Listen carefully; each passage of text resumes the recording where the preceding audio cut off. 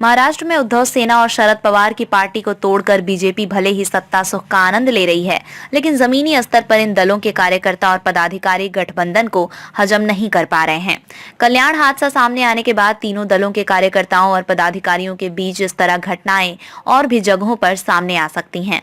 जमीनी स्तर पर काम करने वाले बीजेपी के आम कार्यकर्ताओं ने सत्ता सुख के गठबंधन से दूरी बना ली है।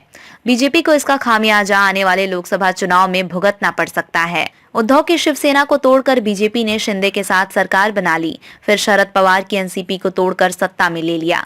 तीनों दलों के उच्च नेताओं ने सत्ता सुख के भले ही गले मिल गए हों, लेकिन आम कार्यकर्ताओं और पदाधिकारियों को रास नहीं आ रहा है। बीजेपी बनाम शिंदे सेना। उल्लासनगर की घटना को बीजेपी के कार्यकर्ता कह रहे हैं कि ये तो अभी झांकी है, पिक्चर अभी बाकी है। उल्लासनगर के हिल लाइंस पुलिस स्टेशन में घटी घटना की पृष्ठभूमि कोई अचानक नहीं बनी। सरकार बनने के बाद से शिंदे के शिवसेना और बीजेपी के कार्यकर्ताओं और पदाधिकारियों के बीच आए दिन देख लेंगे की धमकी दी जा रही थी।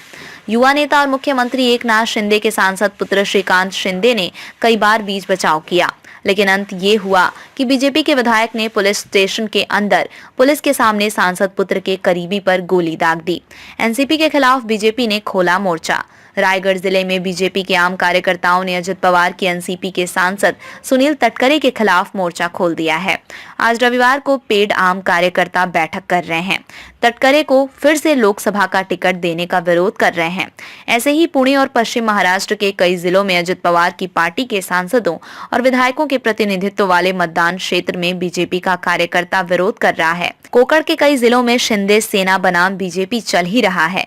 मराठवाड़ा और उत्तर महाराष्ट्र में भी बीजेपी का आम कार्यकर्ता मौके का इंतजार कर रहा है।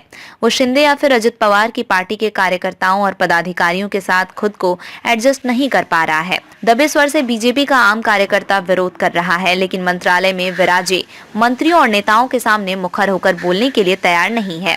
परंतु वो इतना जरूर कहता है कि इन्हें चुनाव में दिखाएंगे।